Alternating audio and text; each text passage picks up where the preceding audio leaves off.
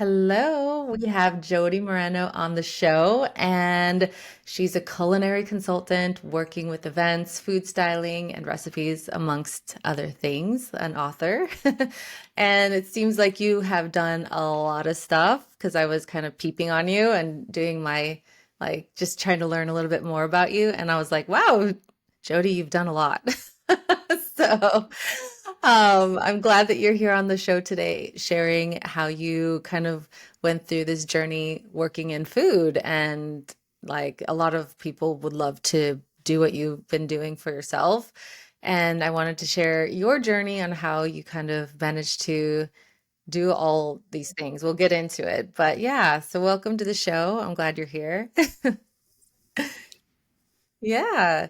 And I just want to quickly give a background of like how we met. I actually found it kind of like funny, but I subscribed to this newsletter and they sent out an email about how you were coming to Stockholm to do a pop-up dinner. And I didn't know who you were or anything. I was just like, oh, that sounds really interesting. I love Mexican food.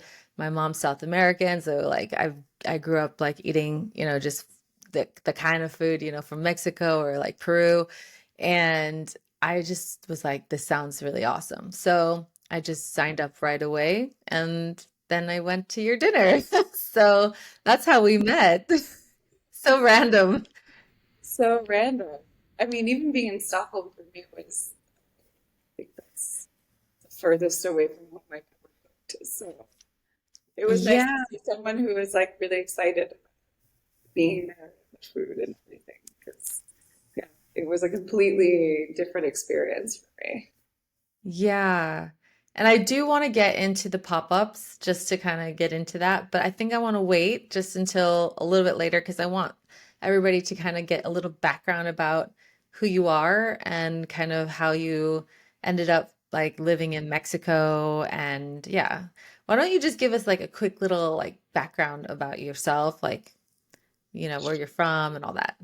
Yeah, so I'm from New York. I feel like I'm kind of a true New Yorker because my grandparents both immigrated there from one side on my mom's side from Italy and on my dad's side from Poland. They settled in Brooklyn and in neighborhoods kind of next to each other, and that's how my parents met. Um, and so that's kind of a fun story I like to tell because also, both sides of the family were when they immigrated to the States, they were both doing food related things in order to kind of, to work and to build a life there. And my grandfather actually had a bakery in Williamsburg in Brooklyn. Mhm. But like back when it wasn't like so trendy and it was more like, just to Yeah. uh, have a job, feed your family. Um, but anyways, I like to tell that part of the story because it kind of sets the groundwork for, just my love of food. Because I grew up with all this amazing home cooking and, like both sets of my grandparents had these big gardens in the back where they would grow everything. My Italian grandmother would make pastas all week. She would dry the pasta in the basement. And this is very kind of, at least in my idea, it was like a romantic uh, upbringing around food. And, every meal was cooked at home. Every Sunday had like a table filled with food. But this was also very just traditional, family stuff from where, my grandparents came from. So, anyways, and fast forward to when I was in college, I didn't really spend much time in the kitchen those days. Like my family was not really into like, oh, come join us. They were like, please get out of my kitchen. Like, um, and but I just loved it, and I love being around the smells and the senses and the garden and everything. So when I was in college, I kept saying to my parents that I really wanted to, switch and go to culinary school. And they were like, absolutely not. You are going to stay and, you know, get a degree, you know, be the first one in our family to get a degree, and you're going to go work an office job because that was just, Mhm. you know, the dream, I guess. And then, so I did that, and I worked about 5 years in some like a headhunting job, a job that like I wasn't really that excited about, but you know, it afforded me it gave me enough of money and even some extra time to be able to go to culinary school at nights and weekends. So after about 4 years into that job, I started doing that, and much to my family's chagrin, they were not. They thought I was crazy to spend like my time and extra money that way. But so I did that also kind of as an experiment to see if this was something real that I really wanted to pursue, or if it was just kind of, you know, a passion of mine. And when I was in culinary school, that's when I started my blog. So this is around 2011. And at the time, blogs had these like kitschy names, and I called mine "What's Cooking Good Looking." I love And that. it's like it makes me giggle now because it was so long ago and it was such a different time. But like in the moment, like it kind of was a perfect title for everything I was looking to like showcase, which was just like beautiful food and it made you look good. It was pretty. It was like, you know, just the whole thing. So anyways, I started that, and it was very early blogging days too. You know, there was no Instagram. I think people just used Twitter to kind of aggregate their content. And but I just kind of like posted here and there, and I was really inspired by like some of the really early blogs, like 101 Cookbooks and Smitten Kitchen.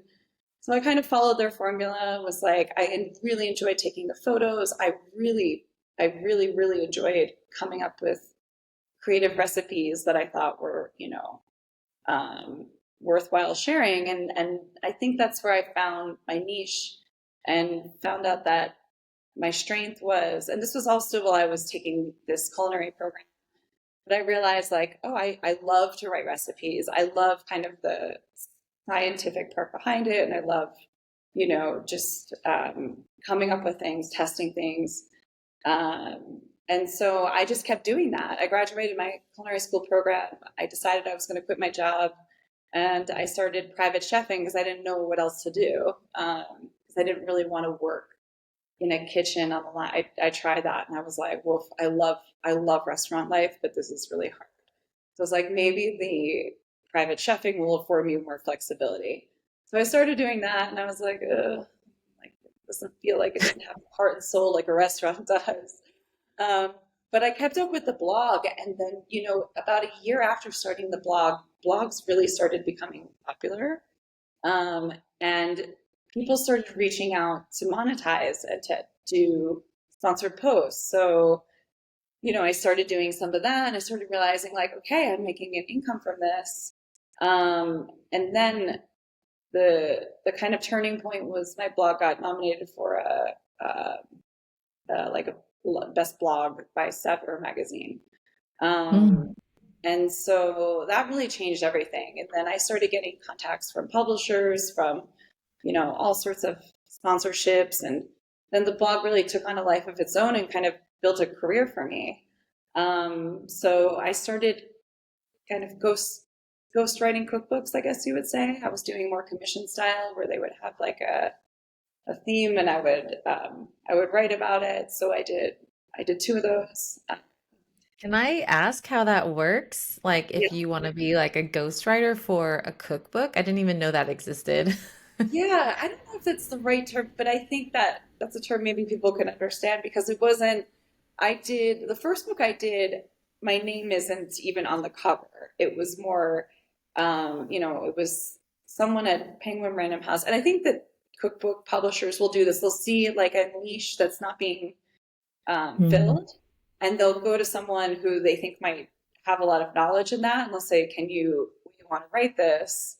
And for me, like I was very interested in writing about this stuff. I mean, we discussed it, and it wasn't something I felt like they weren't really offering. I could put my name on the cover, but it was more, you know, it was so general that I was just happy for the experience, at least the first time around. And then and yeah, so they basically approach you and say, this is the concept. We want this many recipes. Um, you know, like fill in all the details, and you know, I love the idea because it was, like I said, it was a good way for me to kind of get introduced to the cookbook world without diving in head first and like learning the process because the process is quite it could be it has its ups and downs like Hmm.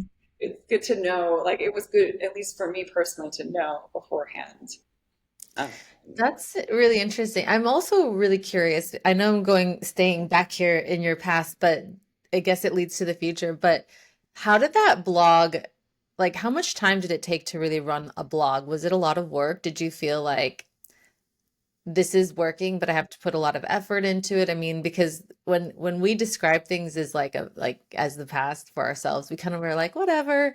But somebody who's listening, who, is really interested in food and is also thinking like, I want to somehow get into food, like, whatever way it is with their whatever they're interested in.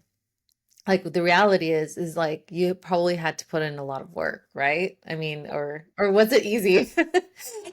me in the moment it started off like kind of it was fun because it felt like those days there was not a lot of risk, right? I feel like I started it and I think in the beginning just my mom was reading it and she'd be like, great recipe, and it was really hard for me to get it was hard to get traction in the beginning, which I think is the same for any platform that you start on now. Like and I would say it's not necessarily hard work, but the the thing that I think still remains the same then as now is that if you just are consistent with your content, like I just even though I knew like it was probably just my mom reading, I was still posting once a week every week.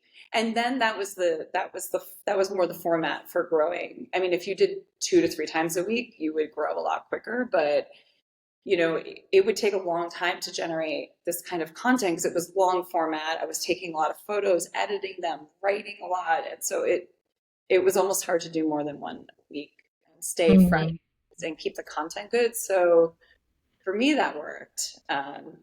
But that was the main thing, was just like sticking with it, even though, in the beginning it was like tough thinking that nobody was reading it.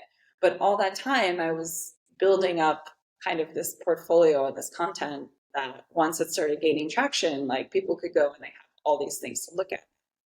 And I think, Mhm. Instagram or YouTube or whatever we use, I think it's all the same, it's just about consistent and Yeah.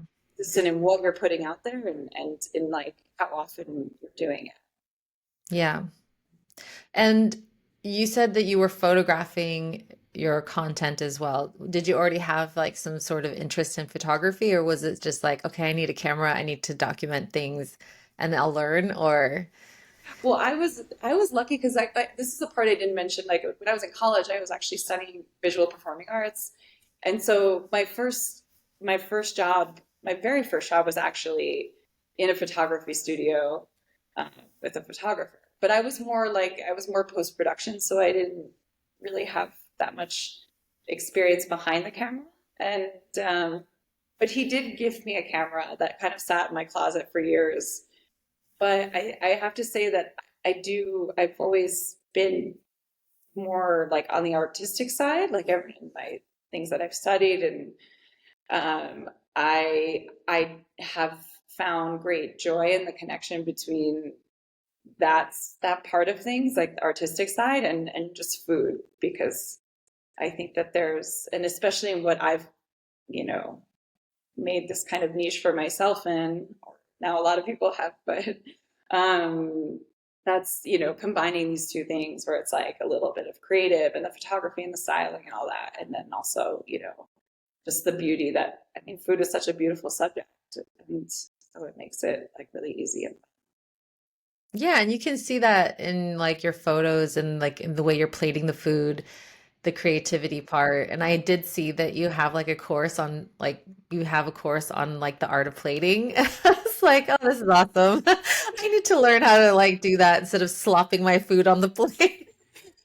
So, It's a really, I find like, I mean, I do teach it a lot, but it's really, I try to like start the course with being like, it's so hard to teach, like you, yeah, like it's hard to say like, this is how I see something, like I try my best, but it is, yeah. like It's everyone's hard to approach teach is different. something that's internally easy for like that you probably have already an internal way of doing things. Like it's just like comes naturally to you and you don't really know how to like fully verbalize it. Like it's just kind of like I have to show you. Yes, and so there are ways, and there are definitely like things to talk of, like to discuss about, like color theory and the cropping and layouts and stuff. Yeah. Um, Yeah. but I do feel lucky in that that was just something that I didn't know. That was a skill that I didn't realize. And I'm sure as you notice, when you see, I've done a lot of different things. Even though the food and the recipes are what's been at the core of what I'm doing, I keep always getting pulled into the styling part. Um, but again, I kind of forget that it's such a big part of what I've done because like I said, I feel very lucky that it just was like this inherent skill that I had that I like never studied, never learned. It just was there, and people saw something in it and wanted to either learn or to hire me for things. So So how did you get hired for food styling? I know I'm kind of hopping around, but like, because like you did say that you started to like write the blog, having all that stuff going on, but uh, like, how did you move into like styling food? Did you actually actively seek that, or was that something that was kind of came to you because of the blog? it all came because of the blog. It was nothing I was ever looking for, but I think the part of the blog that one of the things I loved the most was styling and taking the photos. And I think I just put so much like very genuine love into it. And I wasn't really trying to be, I don't know, it felt like my style was very natural. Like I wasn't, I was just trying to, enhance what was already there and then make it desirable for people to want to come and like, read and, maybe make the recipes. But then I think like when I'm trying to remember when I got my first styling job, but I think when Instagram started taking off and I was on there in the very early, like when nobody even knew what it was going to be. And I mean, I think there were some selfies of myself. It's like really like like didn't know that you would, gain followers. That was another weird thing to watch develop. But when people started posting beautiful photos, I was like, oh, okay, here's another way for me to do that. And that's something that's feels really natural for me. So I started doing that. And I remember, I think one of my first jobs was actually for styling was maybe with Veuve Clicquot, but it was for an Instagram, it was for like an event. They wanted me to go to an event and take some photos at the event, but take them as if, you know, styled and make sure that they looked good so that they could immediately upload them to their to their profile. And I was like, oh gosh, that feels like a lot of pressure. But um, like I after that, they gave me another job that was much bigger. That was something I was able to do at home, and I did a couple of shots for their product for one of their champagnes. Um, and I think from there it just kind of snowballed into, I mean, I was then getting some major work. But all the while I was maintaining the blog, and I think that the blog was always there behind the scenes as a sort of portfolio. Um, Mhm. that either would get me styling work or recipe developing and even more chef work. Yeah. So I was kind I'm, of doing I'm tandem, but like again, I felt like in my heart, like I felt like I was more like the cook side. Like that's what I was going for in the and that's what I that part was like a little bit more challenging too. The recipe developing, writing, and then the styling was like, oh, this is pretty and fun, but it became a pretty serious like uh, arm of my career, I would say. both like financially, but also just, yeah, it was really, And how was that like when people approached you to do these kind of jobs that you never did before? Did you feel a little bit like, how do I price this? How do I even like yeah, handle what's happening right now? totally. I think I really was very mindful about that though, because in the early days of blogging, I was in a couple of these like Facebook groups of other bloggers, and when people started getting offers, it was nice because we were talking about it really candidly, so that no one was. We also were saying don't do work for free, because everyone would come to you and say, "Oh, I'll give you free product if you do an exchange." And we started realizing like, no, we're putting time, hours, and not only that, this is very valuable for them. They're getting eyes on this content. And so everyone kind of like decided that, okay, we're going to put a price tag on this. And, please try not to do, free work, so that we can all keep the value of what we do at a certain level.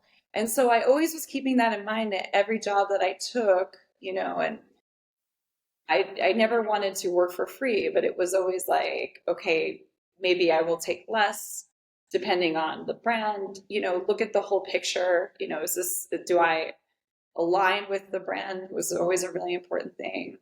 Um, and then deciding, and then when, you like after a few jobs, when I started feeling really confident, I started going for like very much more, um, much higher, more aggressive, I guess. I don't know the right word, but just structure.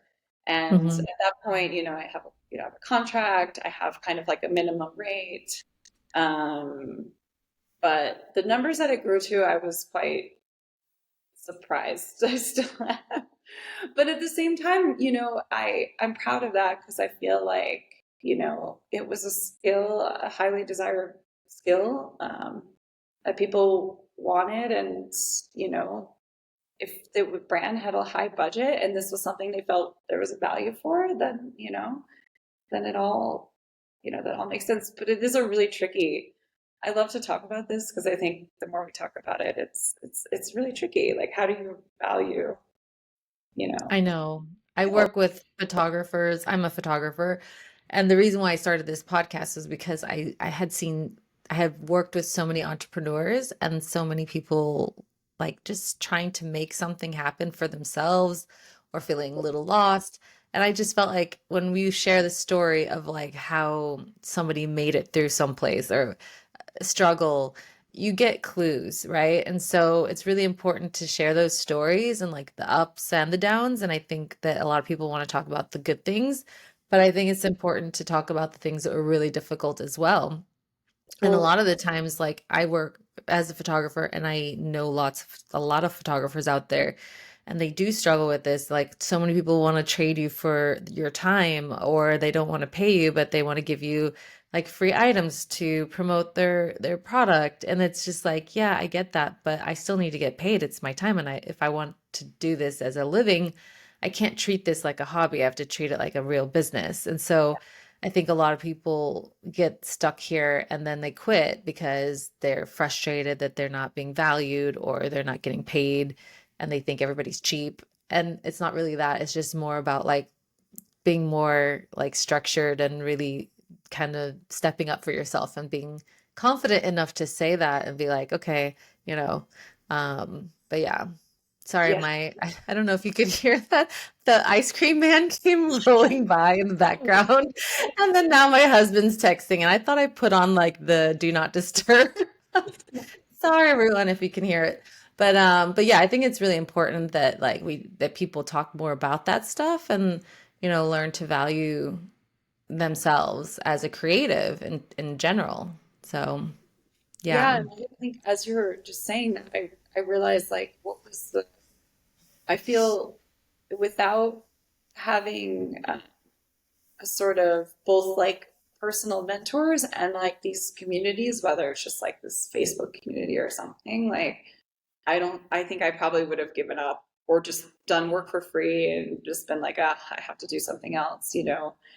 And I think it's because of that. It's incredible. I feel like how I was able to make a really like a pretty profitable business out of it.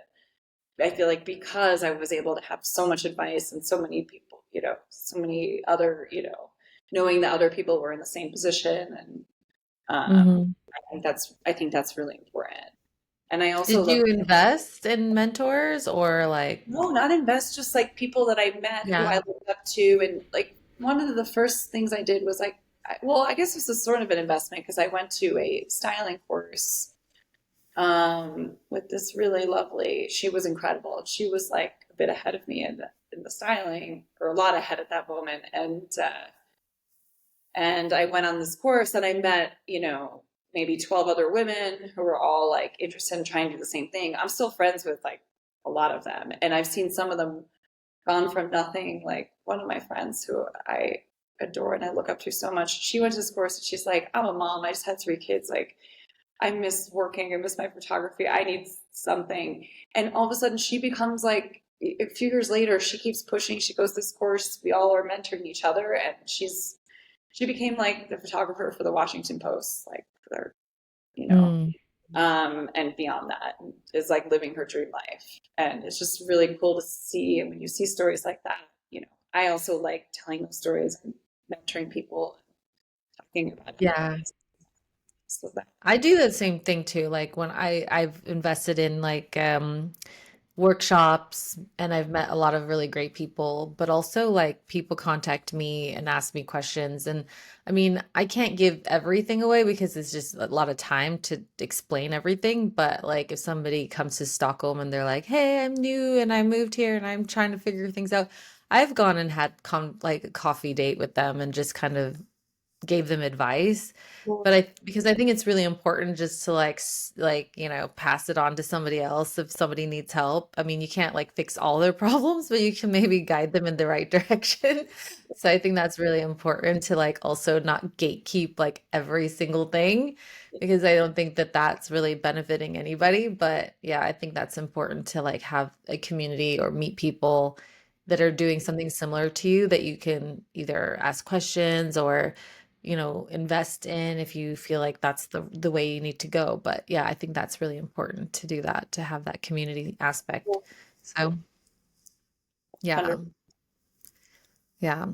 So okay, so now that you had your blog and you moved on, like you were writing books and things, I mean, there's so much that you've done and you've like really had a lot of like great things happen. How did you end up in Mexico? So yeah, that's so where do I start that? So when I wrote the, well, first I'll say so then I wrote my first solo cookbook because this kind of put me on a different path. So Yeah.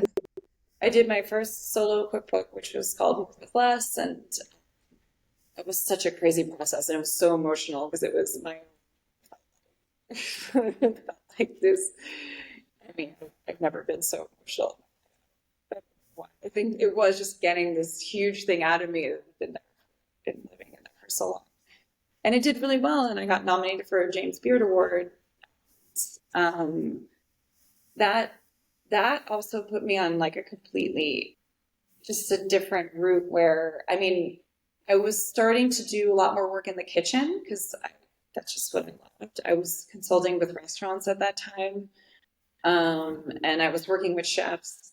And then when I got the James Beard nomination, it kind of pushed me more into that world of like, you know, like doing things with like pretty serious chefs. And I got invited on this not a retreat, but this sort of like workshop in Mexico, with a bunch of, you know, Michelin starred chefs from all over the world. And Renee Redzepi, um, Noma was leading the whole thing, and anyone who knows anything about him knows that he's very passionate about Mexico in particular, and not just, you know, her cuisine, like the history of the cuisine, the farming practices here, the diversity in corn and other produce. And so I was invited on this trip with him and all these other chefs to learn about that. And that was my first experience in Mexico,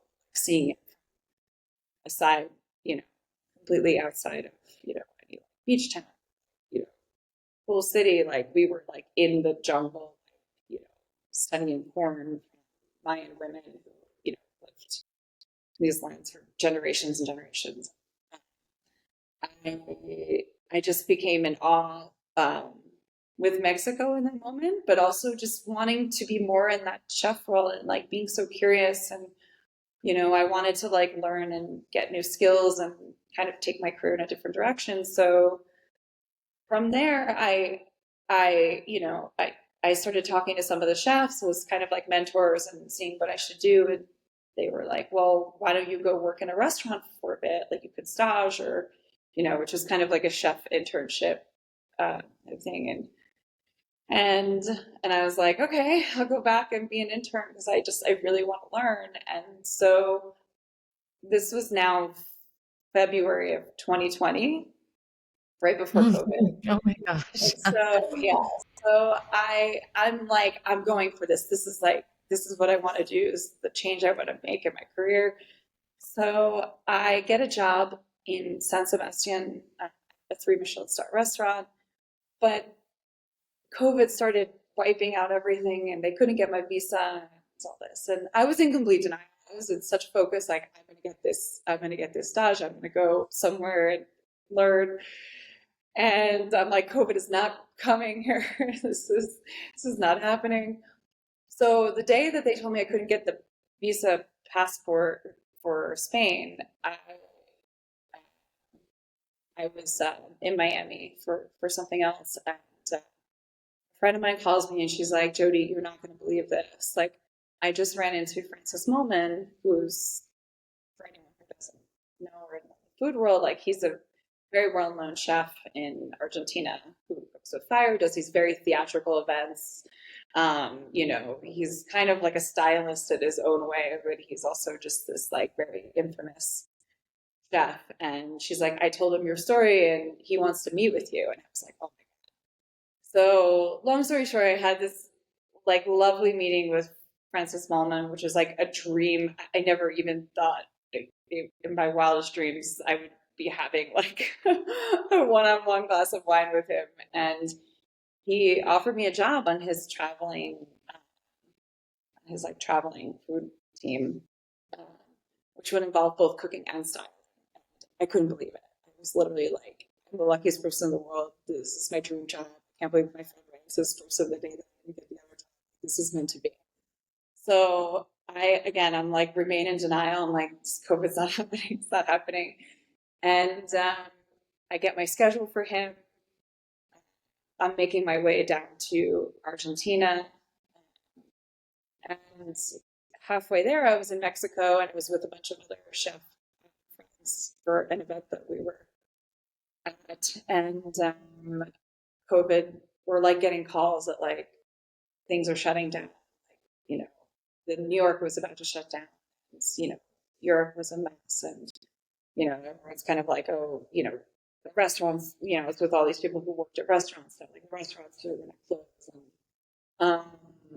And, Francis then calls me and he's like, can you stay in Mexico for a bit?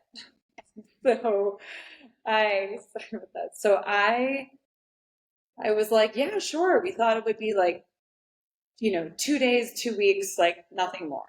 So I was like, okay, fine. I got an Airbnb. And just side note, I had already given up my apartment in New York.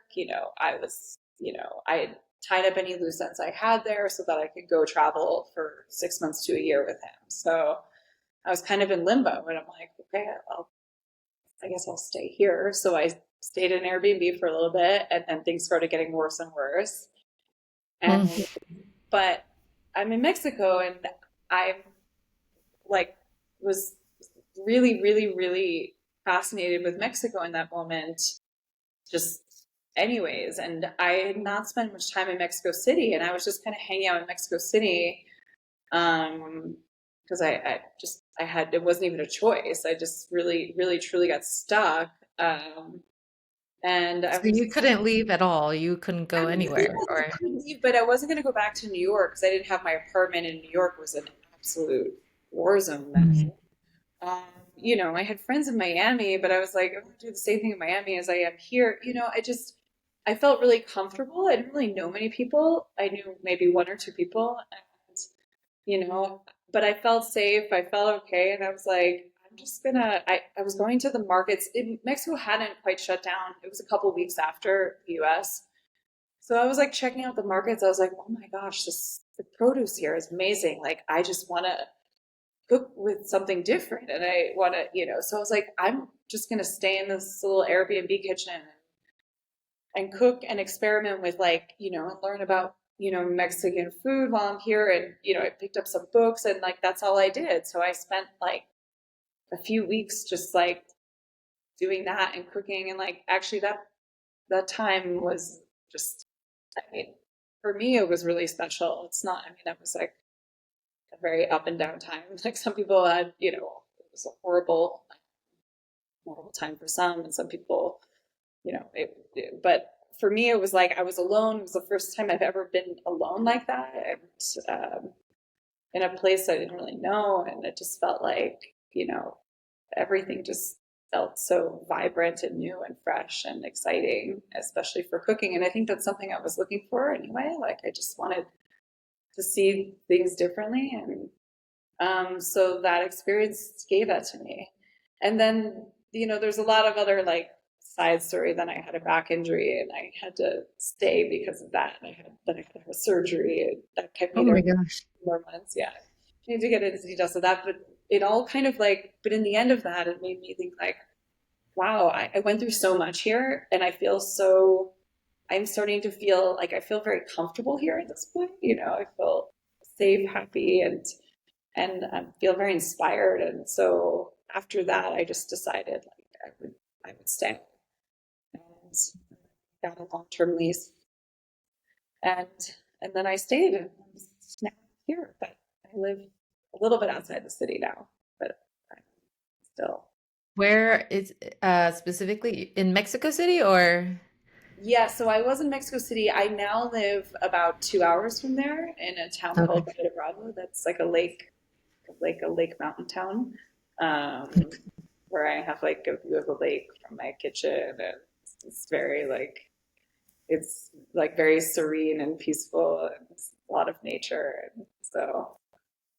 But I'm Wow. really close to the city, but I like being here because, like I was saying, the produce and everything is a lot of it comes, or not, but much of it comes from areas like here, and so I'm kind of more at And the source, and for me, that's really. so would you say now that you learned from like like chefs in Mexico now, or do you feel like you kind of were self-taught, but then you kind of also got like a inspiration from chefs? Like, how did you end up Yeah, learning more about the well, like culinary scene? I did learn, I did learn a lot here from chefs here. I I have, I've learned a lot from like these pop-ups that I've done. I mean, I've cooked with some really amazing chefs. It's funny, like I never got to go work with Francis. There was like a couple other things that happened. His restaurant burned down at one point when I was supposed to go visit there. And the two of us like just kind of at some point we were like, yeah, I don't know what's happening, but it was fine because I had really found my footing here in Mexico. And yeah, it was like was I had like one chef who was really mentoring me to, with really specific recipes. That was really fun. And then I've had the experience of cooking with some of the like best chefs in Mexico. Um, so it's been like beyond, it's been a different kind of experience than I was hoping for, but it's been like such an enriching and rewarding one. So, Yeah.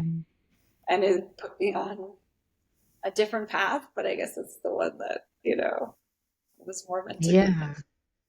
So are you working at any restaurant now, or what are you kind of No, doing because down there? I have the I've done a couple of consulting projects here and helped some restaurants open, but now I'm just focused on the cookbook, and I've been doing these pop-ups like where we met at. So Yeah, let's get into that because I think that's a kind of an interesting concept that you put together. I don't know where the inspiration came from. Maybe it was from the Argentinian chef who, but like, how did that come about? Like for you to think of like, let me just go somewhere and do like a pop-up dinner somewhere. that And like, was how did you even manage to make that work? Did you have to know people and like reach out to restaurants or? that's just such a I was I've been thinking about it the past couple of days. I'm thinking about this chatting and past, and that too kind of started happening really slowly and organically until it like blossomed into something else. Like I think the first pop-up I did, you're right, I was definitely starting to be inspired by, Francis and that lifestyle that I thought I was going to have traveling around with him. But I did think like, what was that going to look like after? I was starting to think for like, oh, then maybe I can do this in my own way somehow. Um, so it was tough in the beginning, but it's funny. I think I got my first couple pop-ups were like still in 2020 during COVID. I think because what happened was I think everyone was so tired of being home and not sharing these experiences that all of a sudden, people were quickly looking to have these special sort of dining experiences, and some maybe more intimate or and actually, I think one of the first ones I did was back in New York, in the Hamptons, because I was working with a mezcal brand, so we were doing things like Mexico based and stuff there, and so they invited me to come and cook Mexican food, and it was the first time. But I had spent all these months just like that's all I was doing, so it was my first time cooking Mexican food outside of Mexico, and I think from there that just spiraled into something else because maybe, I think I got another job because someone else saw like, oh, like she does this like really more authentic Mexican food, and so that became my thing then. Like now when I go home, I typically will cook Mexican food, whereas like when I do the pop-ups here though, a lot of times I will do more like either American or kind of Mediterranean inspired food because it's something that they look for. Um, but yeah, and then it was just it has been a little bit of a mix of like connections and brands I'm working with and chefs that I know. I've been really lucky to have met a lot of amazing chefs in this industry, so we'll partner together to do stuff. And then now it's just kind of like if people are interested in doing something, I kind of have like a whole that thing that we can do, whether it's for a restaurant or it's more like a private experience or it's a brand experience. So I do them quite frequently now, and I love it because it I finally feel like I'm filling in this gap that I've been looking to fill, which is that like I love to be in a kitchen, I love to cook for people, um, but I love to do it in this way where like I get to have all these different experiences, but also maybe share something different with people. And I'm really hoping, and now I have the book coming out in a few months, and I'm really hoping that with the book tour we can make it more of this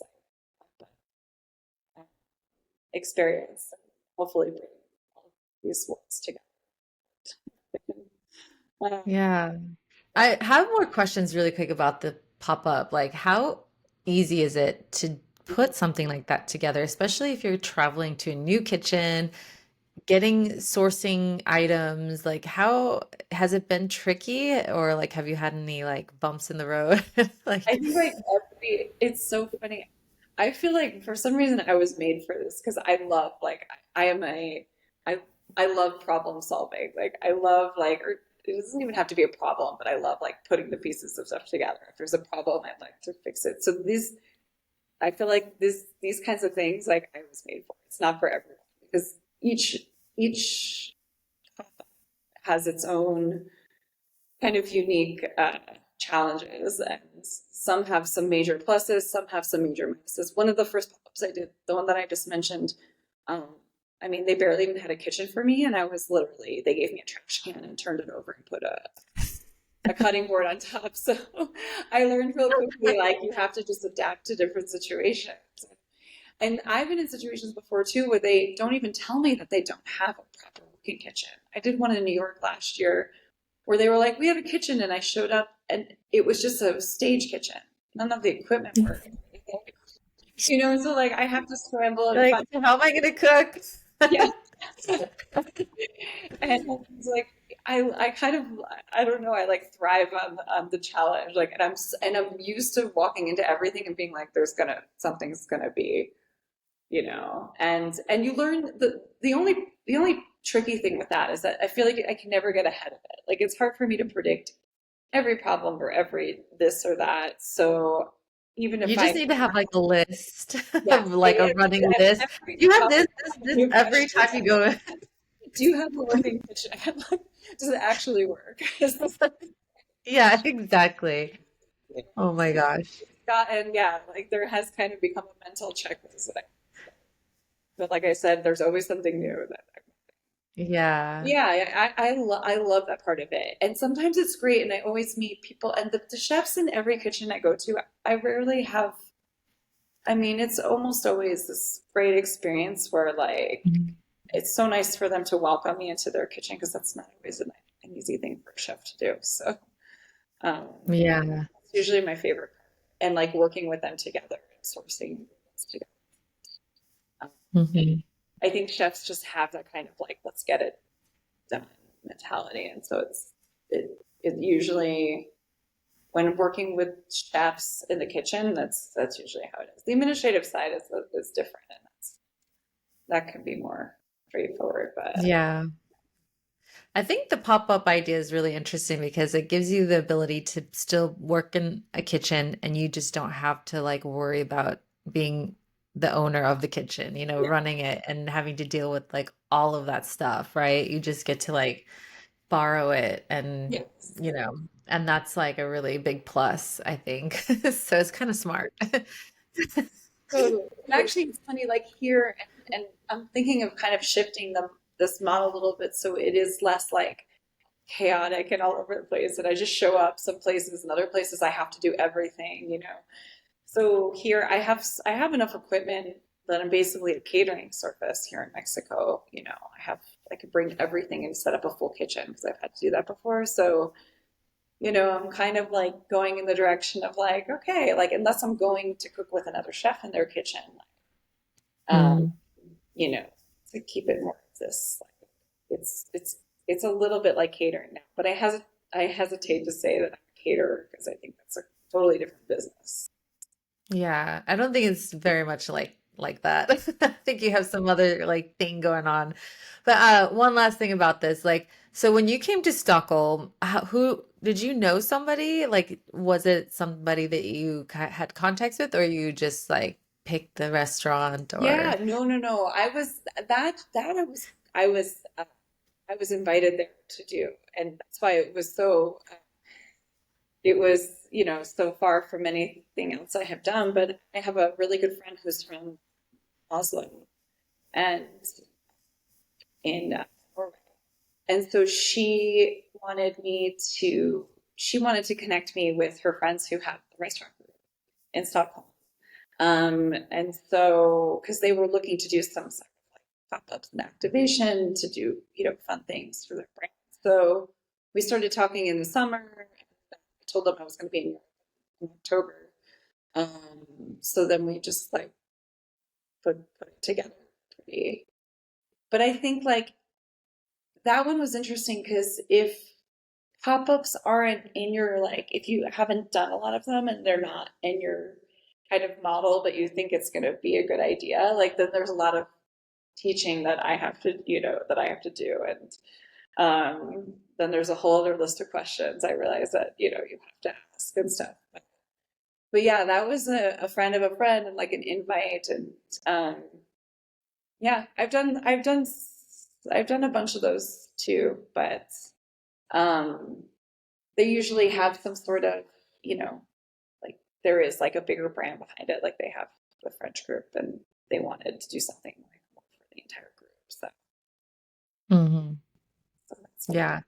It was an amazing dinner, by the way. I really, really enjoyed it. So my mom keeps talking about the salsa, the red salsa that you made. I don't know what it was, but it like she loved it. is. So, And she's seriously so picky with food. My mom also worked in the food industry, so like she's kind of learned from a lot of well-known chefs as well, oh, wonderful. even though she's not a chef, but she like worked in that world, so she got exposed to all that stuff. So I also was exposed to that. So I love going and eating at restaurants, and like my husband and I, we've gone to almost like every like Michelin star restaurant. I mean, because we enjoy that. And we like that's our fun time together, like go eat food. So yeah. And that's why I was like, oh, this is like so cool, like just to do the pop-up, like to do something so random and different. Yeah. And I think like even though it was like a pop-up, you did such a great job like with like the little like the I guess the menu, the menu card that you had, and it was really beautifully done. Like it felt like very creative. I don't know if you did that or you had some help with it, but it was like really beautifully done. So you could feel like there was like this nice touch to it, even though it's like a pop-up, like, you know, it was Totally. really nice. Yeah, I'm glad you said that because I do want people to yeah to feel that way because it's like if you're coming all that way and you're doing you want it to feel special and you know Yeah. Yeah, so I think that you put that you could see that like in even the menu card. yeah. And so, yeah, did you actually come up with that menu idea or did they just help you out like with like No, the they did um it was nice because we did work together at the collateral. I mean they did it, but it's always good to see it beforehand. I mean I learned that was one of the lessons I've learned if you know if you're not doing it yourself or you're handing it off, like you should discuss it because I've had some flyers or menu cards too that don't really fit like either my style or they're just so they did an amazing job because they had like a whole team there. yeah. Yeah. So you're coming back, I guess, or Yes, I'm trying to yeah. come back in the probably early or late summer. Um, Yeah. yeah, we're And is trying. that to launch the book here or is that to launch like one of your stops for your book? Well, no, Or so no? the book is so I the thought is to do some of Europe after we'll launch in the US in May and Okay. then like May, June and then do some things in Europe because it's going to be sold there as well. So we'll see. I think London for sure and then because of my friends up there to get to Scandinavia too. Yeah. That's amazing. So tell us about the new book that's coming out and yeah, let me know what it is. Yeah, so it's called Simple Pleasures, and it started like during that time in COVID when I was, I just the other book had just finally like, that was kind of at its, slowing down point, and then I'm stuck in this kitchen alone, and I just realized at that point, like cooking, when I was cooking for myself every single day and nobody else. And when you're just cooking for yourself, like you learn a lot. Like, and I was, it was a stressful time too. So I just really wanted comfort foods or foods that made me happy. So I started just like recipe testing or cooking over and over again, like certain things or, you know, really developing recipes for my favorite foods. And so almost the whole book comes from that time. And it was a few years in development and kind of narrowing down the recipes and then photographing and everything. But that's where it comes from. So it's about 80 recipes. It's everything from like breakfast, lunch, dinner, salads. It has like kind of like these uh, dinner party spreads, pasta parties. It's just really about like enjoying food and like having food make you feel good and celebratory and So it's just a, yeah, it's just it's my ode to food after keeping me company for such a strange Yeah. time and then having it be my, basically just, you know, like, Yeah. That's amazing. Well, congratulations on that. And I look forward to checking out the book. So, how long are you planning on staying in Mexico now? Is it something that's like said, I'm staying here for a while, or like, do you plan on going back to the US to live, or? um, I'm where I'm at now in this like this lake town is really uh, feels like a really special place for me that I think I will want to have like keep a footprint in as long as I can. And I do miss I have an itch in me though to explore still and live somewhere else. And I think probably Europe would be my next choice. I also would love to live in Asia. I'm I've become very intrigued with Asian food in the past few years. So I think I would love to go there. I also have another book I already started working on. I say it would involve me. It involves cultures and recipes of, you know, how certain cultures kind of come to these certain really special recipes that so we'll see. That's like it's just a brainstorm right now, but I think that would, you know, I think it would be nice for me to be based in Mexico, so to be able to travel a bit and spend time in different places to research those Yeah. things. Amazing. Thanks so much for sharing your story, and I look forward to keeping up with it and seeing what's next and follow along with your adventures. So, yeah. And everybody can find you on Instagram, I guess at Jodi Moreno, right? I'll put it in the show notes, but Yeah, yeah, they can find you on Instagram and anywhere else, I guess, that you're yeah, using social totally. All media my for. social Instagram mostly and website too. And then I'll have all like probably book tour stuff. So yeah, Yeah. And if I guess if you're in the US, you're going to be there launching the book there, yeah. So it'll be in the US and quite a you can bit. get your book there first, I guess. So Yeah, for sure. amazing. Amazing. Thank you so much. And go find Jodi and check out her new book. All Thanks, right. Thank you.